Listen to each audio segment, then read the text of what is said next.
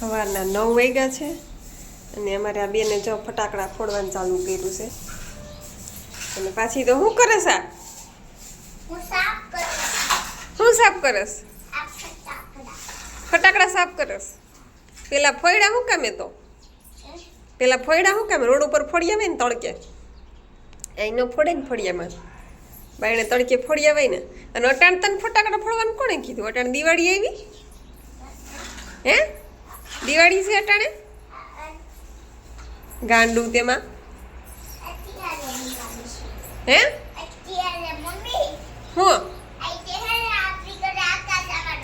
કોણે કીધું? હે આકાશ આવવાનો છે તો હું બનાવીશ આકાશ માટે રસોઈ? ઢોસો ભાવે આકાશને? ઢોસો કે તને ભાવે? હે બેયને ભાવે? અરે વાહ, ચપ્પલ પહેર લે એટલે ફળિયું ટાઢું ન લાગે દીકા.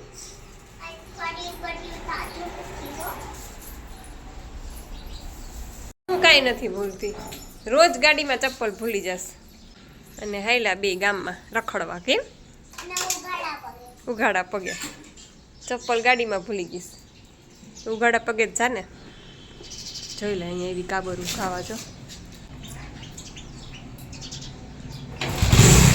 તમારી ગાડીનો અવાજ સાંભળે ને ભાગી જાય. હમણાં પાછી આવશે. હાલો ટાટા બીકુ, ટાટા નૈત્રી.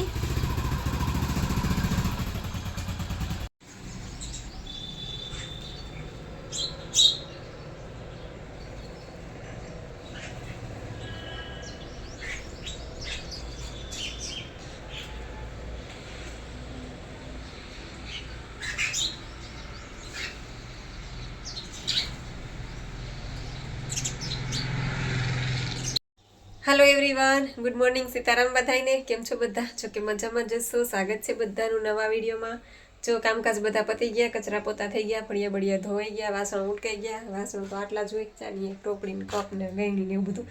અને નેત્રીબેનને તૈયાર કરીને સ્કૂલે તો કંઈ જતા નથી હજી, કેમ કે હાથનું બાનું છે ને. આમે કેટલો ટાઈમ થયા સ્કૂલે નથી જતી. એટલે એને પપ્પાને મેં કીધું મોકલવી, તો કે 2-3 દી ભલે ને પાટો છે ને તો પછી સોમવારથી મોકલશું એ કે. એટલે એ બે બાપ દીકરી ગયા ગામમાં અને હું થઈ ગઈ નવરી. અને બસ થોડીક વાર હજી ટાઈમ છે ને, નેત્રીબેન આવ્યા નથી ને, તો મેં કીધું પહેલાં કોમેન્ટના જવાબ દઈ આવું, પછી આવશે ને તો મને કોમેન્ટના જવાબ નહીં દેવા દે. તો સારું હાલો, હવે પહેલાં કોમેન્ટના જવાબ દઈ દઉં પછી મળીએ. 1:30 વાગ્યો અને હું બેઠી તડકે નવરી થઈને. અને બાપ દીકરી બે હવે એવા રખડીને સવારના વહી ગયા હતા રખડું. આવો આવો બેન, આવો. અર આવતા હવે ચપ્પલના ઘા. હે સીધ ગયા તા તમે? આમ જતો દીકા સીધ ગઈ હતી તું? શું ખાધું મત દીકા એ ગામમાં? ટોપી તાર પપ્પા પાસે છે. પપ્પા ટોપી હે? ટોપી કોઈ નહીં. ખોઈ નાખી? હે ક્યાં ખોઈ? રસ્તામાં પાડી નાખી?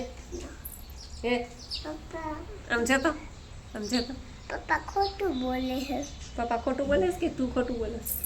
પપ્પા પપ્પા મારે કાનુડું રખડું. શું ખાધું મારી કઈ? શું ખાધું? મેં તો રસ પીધો. રસ પીધો? મારે હાટું લઈ આવી રસ? લઈ આવી દઉં? મારે તો પીવો જ હોય ને, મારે થોડીક ના હોય. હા લેતી જા. જો રસ લઈ આવી, મારી ઈચ્છા હતી જાય કે રસ મળી જાય તો સારું. હમણાં કેટલા દી થયા? હમણાં કેટલા દી થયા રસ નહોતો જડતો, એ જ રસ ચડી ગયો. સારું થયું. જો હવે હું પી લેવા થઈ 1:30 વાગી ગયો છે. મને મારા પપ્પા હાટું લઈ આવી હતી ને તારા હાટું ને મારા હાટું. અરે વાહ, આ બધા હાટું લઈ આવી? યુટ્યુબ ફેમિલી હાટું લઈ આવી? બધા હાટું? હે આલ્યો પી લ્યો કે પી લ્યો. આવો કે પી લીધું. પી લીધો? કેવો લાગ્યો તમને બધા? એ ઢોળાય દીકરા, કપડામાં ઢોળાય, કપડામાં. રોંઢાના 4:30 વાગી ગયા છે અને આ બે રમે છે બલૂનથી. કેમ ચા પાણી પી લીધા છે?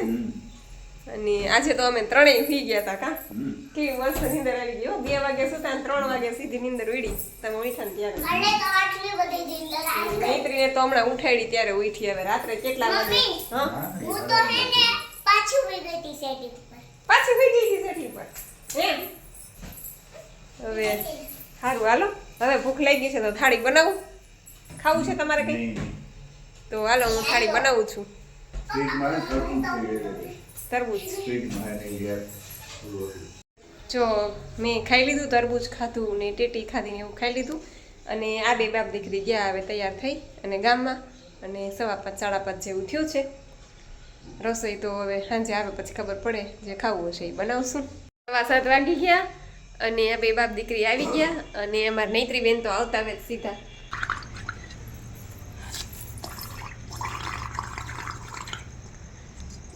અરે વાહ, એટલા બધા બબલ્સ છે. ઓ બાપરે, આ તો તગારું ભરાઈ ગયું આખું. એ મમ્મી જોઈ લે. હું તને આવડા મોટા કરીને બતાવું. હા બતાવ ને. તૂટી જશે પછી, બહાર નીકળી જશે. ઓહો, બહાર નીકળી જશે કડાઈની. રેતરી બસ લે. એમાં એ છોકરી રેવા દે, તાર મોઢાને અડી જશે. અરે અરે અરે, જો તો જઈ. હાથ સદાડું. ના ના, ગંધારા થાય દીકા. અરે ફોડીશ જો. હાલો આપણે જમવા જાવું છે ને. શું ખાવું તારે? મમ્મી હું તને આને ફોડીને બતાવું. પેલા મારા વાત સાંભળ, તારે શું ના ખાવું છે? પણ મમ્મી હું તને ફોડીને બતાવું. હા બતાવ. હા જો. શું ખાવું છે નૈત્રી? હાલો શું ખાવું છે? હાલો ઢોસો. હાલો ઢોસો ખાવા.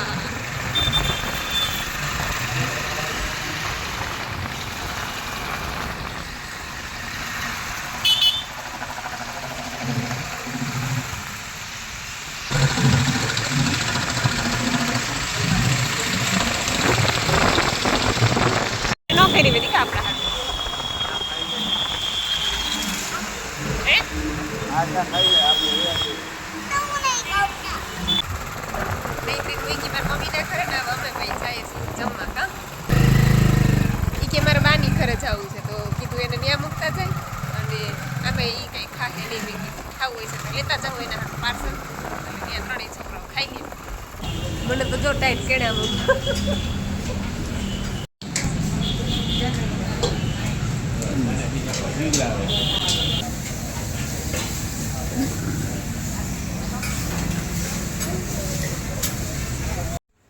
ઇન્ડોર આવ.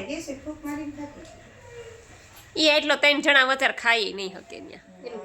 હા ઈ તો કહું.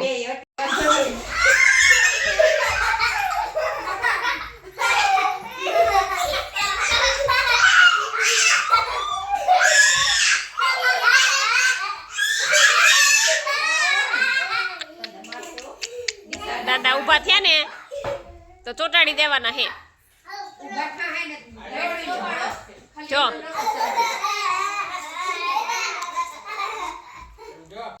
હેલો એવરીવન, તો ચાલો બધી કોમેન્ટના રિપ્લાય પણ આપી દઉં.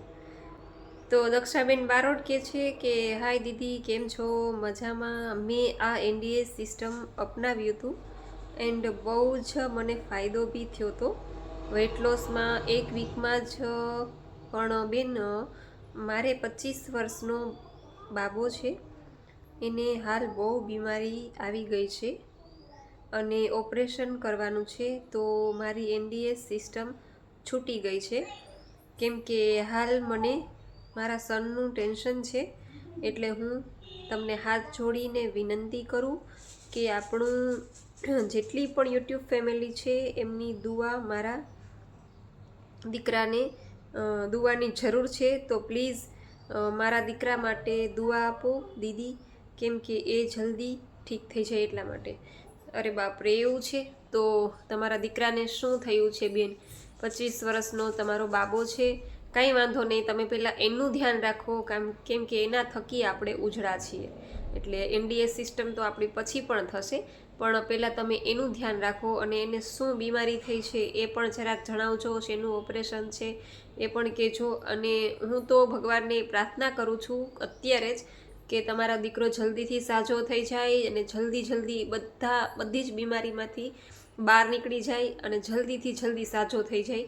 અને બસ મારે આખા પરિવારની યુટ્યુબ ફેમિલીને પણ કહીશ કે તમે લોકો પણ ત્યાં રહી અને એમના દીકરા માટે દુઆ કરજો, કેમ કે આ પરિસ્થિતિ જેના ઉપર આવે એને જ ખબર હોય. કેમ કે 25 વર્ષનો જ બાબો છે એમનો દીકરો, એટલે ઉંમર પણ નાની છે અને બસ માતાજી જલ્દીથી એને સાજો કરી દે. બસ કહેવાય છે ને કે પ્રાર્થનામાં ઘણી શક્તિ છે, આ પ્રાર્થનામાં ઘણી તાકાત છે. એટલે આપણે સાચા દિલથી કોઈના માટે પ્રાર્થના મમ્મી ઓલું છે ને આ બોલવાનું નીચે પડી. હા તો લેતી છે. દરવાજો બંધ કરતી છે દીકરો, હો પછી નીચે જ ઉડાડજો. હો હું હમણાં આવું છું 10 મિનિટનો. કોમેન્ટના જવાબ આપીને આવીશ. તું નીચે રમજો. હો મારો ડાયો દીકરો છે ને. જા બંધ કરી દે દરવાજો. બંધ કર, આગળ બંધ કર, નકર ખુલી જશે, ફટકાશે. બસ જા મારો દીકરો. તો પ્લીઝ હું આપણા આખા પરિવારને વિનંતી કરું છું કે એમના દીકરા માટે બધા પ્રાર્થના કરજો, કેમ કે પ્રાર્થનામાં એટલી શક્તિ છે અને પ્રાર્થના સાચા દિલથી કરેલી પ્રાર્થના ઈશ્વરને સાંભળવી જ પડે છે. તો પ્લીઝ બધા એમના માટે પ્રાર્થના કરજો કે એમનો દીકરો જલ્દીથી જલ્દી સાજો થઈ જાય, બધી બીમારીમાંથી મુક્ત થઈ જાય અને ઝડપથી સાજો થઈ જાય.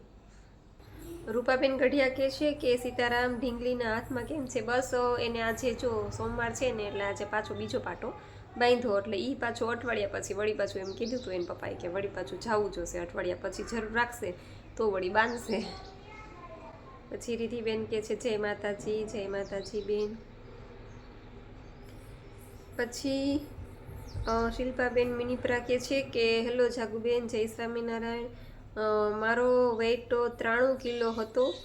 1 તારીખથી ડાયટ ચાલુ કર્યું છે અને 10 દિવસમાં 3 કિલો ઓછું થઈ ગયું છે. અચ્છા એવું છે, તમારો વજન 93 કિલો હતો અને 3 દિવસમાં તમારે 10 દિવસમાં તમારો 3 કિલો વજન ઉતરી ગયો છે. તો ખૂબ ખૂબ અભિનંદન બેન. તો બેન સાધના તમે આગળ ચાલુ રાખજો, કેમ કે 93 કિલો વજન છે એટલે બહુ વધારે ઓવરવેટ કહેવાય તમારે. અને શિલ્પાબેન કહે છે કે હું 7 કલાકના નિર્જળા પણ કરું છું. અચ્છા વેરી ગુડ. નિર્જળા તો તમારે લાંબા કરવા જ જોશે. અને શિલ્પાબેન કહે છે અને એકાદશીના દિવસે સવારના 5 વાગ્યાથી બીજા દિવસે સવારના 10 વાગ્યા સુધી નિર્જળા કરેલા. અરે વાહ, ખૂબ સરસ. સવારના 5થી બીજા દિવસના સવારના 5 એટલે 24 કલાક થઈ અને 10 વાગ્યા સુધી બીજા, એટલે ખૂબ સરસ બેન. કલાક એટલે 29-30 કલાકનો તમે નિર્જળા કર્યો, તો ખૂબ ખૂબ અભિનંદન બેન. અને મારે 60 કિલો વેઇટ કરવો છે. હા બસ આ રીતના સિસ્ટમ તમે ચાલુ રાખશો એટલે ચોક્કસ થઈ જશે. બેન કહે છે 60 ન થાય તો કાંઈ નહીં, પણ 70 થાય તો એ બસ ના થઈ જશે, ચિંતા ન કરો. પણ થોડુંક તમારે લાંબુ ચાલવું જોશે, કેમ કે ઓવરવેટ છે 93 કિલો એટલે બહુ વધારે કહેવાય. પણ સાધના વ્યવસ્થિત પ્રોપર ચાલુ રાખજો એટલે થઈ જશે. જ્યોત્સનાબેન પંચાલ કહે છે જય માતાજી, જય માતાજી બેન. પછી દર્શનાબેન ભટ્ટ કહે છે કે એની માં કરીને બહુ જ મજા આવે છે, પણ કમર બહુ જ દુખે છે. તો જો તમને એવું લાગતું હોય કે સૂતા તમે ન કરી શકતા હોય એની માં, તો બેઠા કરજો. ટોયલેટ સીટ ઉપર બેસીને લઈ લેજો, સૂતા નહીં. તમને બહુ કમરનો પ્રોબ્લેમ હોય ને તો પછી ધીમે ધીમે કમરમાં થોડીક રાહત થાય, ઠંડી જાય, પછી તમે તમારે સૂતા લેવો હોય તો લેજો. બાકી અત્યારે તમને એવું લાગતું હોય કે બહુ કમર દુખે છે તો બેઠા લઈ લેજો. પછી દક્ષાબેન મેસરિયા કહે છે જય સીતારામ બેન, 5 આમળા ન ખાય? 5 આમળા તો વાંધો નહીં, આમળામાં તો આમ તો કંઈ છે નહીં, રેચક જ છે આમળા. ટ્રાય કરજો. જો તમને 4થી પ્રેશર ન આવતું હોય તો 5 નાખીને જોઈ લેજો કે 5 નાખ્યા પછી તમને પ્રેશર આવે છે તો વાંધો નહીં, ટ્રાય કરો. પછી એવું લાગે કે 5 નાખ્યા પછી એ હજી પ્રેશર નથી આવતું તો પછી વધારે ન નાખતા. પછી વૈશાલીબેન પટેલ કે છે શેરડી ખાઈ શકાય? હા શેરડી તો ખવાય ને, એ તો કાચી જ છે. શેરડીનો રસ પીવાય, શેરડી ખવાય, બધું ખાઈ શકો તમે, પણ કાચું હોવું જોઈએ. એક ધ્યાન રાખવાનું કે આગ ઉપર ચડેલું નથી ને, ખાલી ધ્યાન રાખવાનું. બાકી કાચું તમે કાંઈ પણ ખાઈ શકો. પછી સવિતાબેન કે છે જય માતાજી બેન, ગ્રીન જ્યુસમાં રચકો નખાઈ દીધી અને કે છે કે ગ્રીન જ્યુસમાં રચકો નાખવાથી કોઈ નુકસાન તો ન થાય ને? ના, કોઈ નુકસાન ન થાય. રચકો તો બહુ જ સારો છે. તમે ગ્રીન જ્યુસમાં પણ રચકાના પાન નાખી શકો અને તમારે ક્યારેક એકલા પણ રચકો લેવું હોય, એકલા રચકાનું જ્યુસ, તો એકલાનું પણ લઈ શકો. બહુ જ સારું છે, બહુ એટલે બહુ જ, એમ અતિ ઉત્તમ છે રચકાનું જ્યુસ. પણ અમારે તો અહીં મળે નહીં સિટીમાં, ક્યાંય તમારા ગામડામાં મળી જાય, ઢોર ઢાખર હોય ત્યાં, એટલે તમે એકલા રચકાનું પણ જ્યુસ લઈ શકો અને ગ્રીન જ્યુસમાં તમે રચકો પણ નાખી શકો. પછી અનિલભાઈ પટેલ કે છે જય સ્વામિનારાયણ, જય સ્વામિનારાયણ ભાઈ. પછી વૈશાલીબેન પટેલ કે છે લીલા ચણા શેકીને ખાઈ શકાય? લીલા ચણા તમે ખાઈ શકો, જીંજરા. પણ અમે એને શેક્યા એટલે એ ચૂલા ઉપર ચડી ગયા, એટલે એ આગ ઉપર ચડ્યું એટલે એમાંથી સત્વ તત્વ નષ્ટ થઈ ગયા. એટલે જો ઓવરવેટ તમારો ન હોય તો તમે ક્યારેક ઈચ્છા થાય તો ખાઈ શકો. બાકી પહેલાં બેને કીધું કે એનો 93 કિલો વજન છે અને એ આ સાધના ચાલુ કરી છે, તો એને તો ધ્યાન રાખવું જ પડે. એટલે તમારે જો 10, 12, 15 કિલો વજન ખાલી ઉતારવો હોય તો તમે લઈ શકો, તો ઉતરી જશે. પણ ઓવરવેટ હોય તો ધ્યાન રાખજો. પછી વૈશાલીબેન કે છે વઘારેલા મમરા લઈ શકાય? હા, સાંજે 5 વાગ્યા પછી થોડા ઘણા તમે લઈ શકો. બહુ ઈચ્છા થઈ હોય અને એવું લાગે કે ભૂખ લાગી છે તો સાંજે 5 વાગ્યા પછી, પણ સવારથી સાંજ સુધી તો કાંઈ જ નહીં, રાંધેલું કાંઈ કોઈ વસ્તુ નહીં. પછી વર્ષાબેન પીઠિયા કે છે જય સ્વામિનારાયણ દીદી, મારી ફ્રેન્ડને NDS કરવું છે પણ એ એમ કે છે કે બપોરે ને સાંજે 2 ટાઈમ જમીને કરી શકાય, કેમ કે લાઈફ ટાઈમ તો ના કરી શકે. તો છે ને લાઈફ ટાઈમ તમે રાતના 1 ટાઈમ તો જમી જ શકો છો. 1 ટાઈમ તો જમવાની તમને પરમિશન છે. જે લોકો સ્વસ્થ છે અને ખાલી વજન જ ઉતારવો છે, ઓવરવેટ નથી, એ લોકો રાત્રે 1 ટાઈમ જમી શકે છે. પણ NDSમાં 2 ટાઈમ જમવાની પરમિશન નથી. આમ તો રાતનાય મનાય જ છે, રાતનાય તમે કાચા ઉપર જ તમારે રહેવું પડે NDS કરતા હોય તો. પણ જે લોકો સ્વસ્થ છે અને ખાલી થોડો ઘણો વજન ઉતારવો છે તો એ લોકો રાત્રે છૂટછાટ થોડી ઘણી લઈ શકે છે. બાકી બેનને એવું હોય મનમાં કે 2 ટાઈમ જમ્યા વગર જિંદગી કેમ જાય, કે 2 ટાઈમ તો જમવું જ જોઈએ, તો એવું કાંઈ ન વિચારે. કેમ કે આપણે 25 વર્ષના થાય ને ત્યાં સુધી જ આપણા શરીરને 3 ટાઈમ ભોજનની જરૂર પડે છે. કેમ કે 25 વર્ષ સુધી આપણું બોડીનું ઘડતર થતું હોય છે, બંધારણ થતું હોય છે, ત્યાં સુધી આપણા બોડીમાં હાડકાં છે, માંસ મજ્જા છે, બધું બનતું હોય છે. એટલા માટે આપણે 2 ટાઈમ કે 3 ટાઈમ, 2 ટાઈમ જમો તો પણ કંઈ પ્રોબ્લેમ નથી અને 3 ટાઈમ જમો તો પણ 25 વર્ષ સુધી આપણું બોડી એક્સેપ્ટ કરે છે.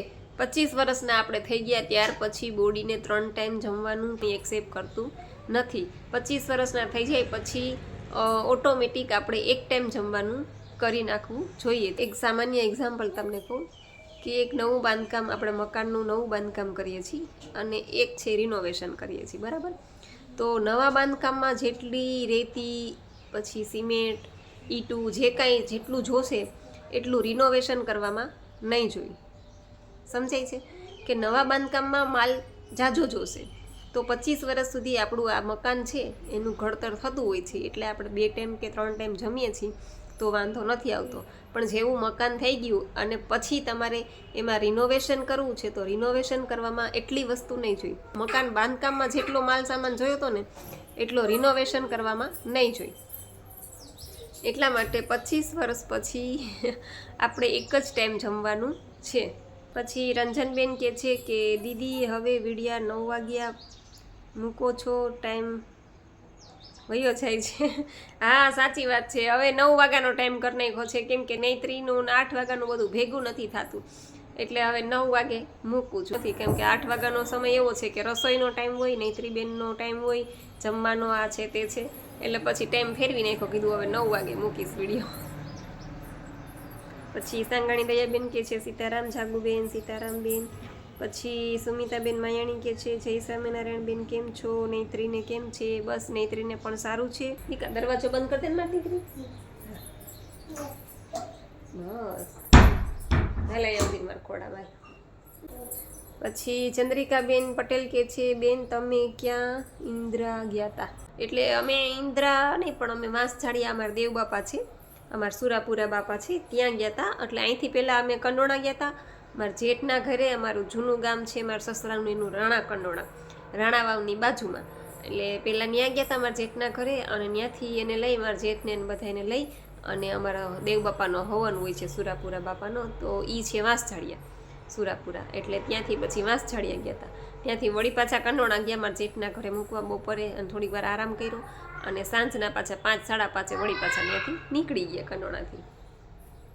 દક્ષાબેન ગોહિલ કે છે જય માતાજી બેન, મને તમારી જેમ શરદીની એલર્જી હતી અને મને પણ ગમે ત્યારે છીકો આવતી અને નાકમાંથી પાણી જ નીકળતું હતું અને મેં 3 મહિનાથી આ સિસ્ટમ ચાલુ કરી છે, તો હવે કોઈ દી છીકો આવતી જ નથી. થેન્ક યુ બેન. થેન્ક યુ સો મચ બેન, એમ કે છે દક્ષાબેન. અરે વાહ, ખૂબ સરસ છો. બેનને પણ મારી જેમ શરદીની એલર્જી હતી અને છીકું ગમે ત્યારે ચાલુ થઈ જતી, અને બેને 3 મહિનાથી આ સિસ્ટમ અપનાવી છે સાધના. તો બેનને હવે એમ કે છે કે ક્યારેય છીકું આવતી જ નથી. મારી જેમ મને એમ જ છે, અત્યારે આવો શિયાળો છે ને, નહીંતર તો મારી હાલત એટલી ખરાબ થઈ જાય ને કે આ કોમેન્ટના જવાબ દેવા તો એક બાજુ રહ્યા, હું બોલી જ ન શકું. પ્રોગ્રામમાં ગઈ હોય તો ટીપા ભેગા રાખવું, નાક બંધ થઈ જાય, બોલું તો નાકમાંથી બોલું, એટલી બધી પરિસ્થિતિ ગંભીર થઈ જતી મારી કે વાત જવા દો. પણ આ એનડીએસ હું છોડતી નથી, એનું કારણ એક એ છે કે એનડીએસ રાત્રે એક ટાઈમ તો હું જમી જ શકું છું, તો પછી સવારના નિર્જળા કરી લઉં અને એનીમાં કરી લઉં. ગ્રીન જ્યુસ ક્યારેક લઉં છું, ક્યારેક નથી લેતી બહાર ગઈ હોય તો આમાં વાંધો શું છે? કંઈ પ્રોબ્લેમ નથી, કેમ કે આપણે સ્વસ્થ રહીએ છીએ, ખાવાનું ખાઈ શકીએ છીએ, અને બાકી નેચરલ જે વસ્તુ ખાઈએ છીએ એ કંઈ ખોટું તો છે નહીં. એટલે હેલ્થ છે એ પહેલી જરૂરી છે. ઘણા એમ કે છે કે જાડી થઈ જાય, નથી સારી લાગતી, પણ હું જેવી લાગું છું એવી મને ગમું છું અને મારા ઘરવાળાને ગમું છું, એટલે પૂરું. એટલે એવું છે કે બેનને પણ એલર્જી મટી ગઈ છે, તો બેન ખૂબ ખૂબ અભિનંદન તમને. પછી રીટાબેન જીવાણી કહે છે કે હાય જાગુબેન, thank you so much answer આપવા માટે. ખૂબ ખૂબ આભાર તમારો પણ રીટાબેન. પછી કૃષ્ણાબેન રાહિલ કહે છે કે તમારા બ્લોગ ના આવે એક દિવસ તો બહુ જ મિસ થાય છે. અરે બાપરે, એવું છે. મારી પણ ઈચ્છા હોય જ કે હું રોજ બ્લોગ મૂકું, રોજ વિડીયો મૂકું, પણ ક્યારેક ક્યારેક એવું થઈ જાય છે કે ટાઈમ નથી મળતો, અથવા તો પ્રોગ્રામ હોય, ક્યાંય બહાર ગયા હોય, ક્યારેક વળી નૈત્રીબેનનું હોય, તો ક્યારેક ક્યારેક સ્કીપ થઈ જાય છે. બાકી તો ડેઈલી મને પણ ઈચ્છા થાય જ કે હું પણ ડેઈલી વિડીયો મૂકું અને ડેઈલી આપણે મળતા રહીએ. બસ, તો આજનો વિડીયો એ પૂરો કરું છું. તમને વિડીયો કેવો લાગ્યો એ જરૂરથી કહેજો. અને હા, પેલા દક્ષાબેનના દીકરા માટે બધા પ્રાર્થના કરજો કે માતાજી એમની રક્ષા કરે, એમના દીકરાની જલ્દીથી સાજો થઈ જાય અને જલ્દીથી બધી બીમારીમાંથી મુક્ત થઈ જાય. અને દક્ષાબેન, તમે પણ કહેજો કે તમારા દીકરાને શું બીમારી છે, શેનું ઓપરેશન છે, એ થોડી જાણ કરજો આપણા પરિવારને. એટલે બધાને ફરી એકવાર વિનંતી કરું છું કે બસ આપણે કાંઈ ન કરી શકીએ તો એટલું તો કરી જ શકીએ કે એમના દીકરા માટે ભગવાનને પ્રાર્થના તો આપણે અહીંયા બેઠા બેઠા કરી જ શકીએ. તો બસ આજનો વિડીયો અહીં પૂરો કરું છું. તમને વિડીયો કેવો લાગ્યો એ જરૂરથી કહેજો, લાઇક કરજો, શેર કરજો, અને ચેનલમાં પહેલી વાર હોય તો ચેનલને સબસ્ક્રાઈબ કરી લેજો. તો મળશું પાછા નવા વિડીયો સાથે. ત્યાં સુધી આવજો. જય શ્રી રામ, જય રામજી કી.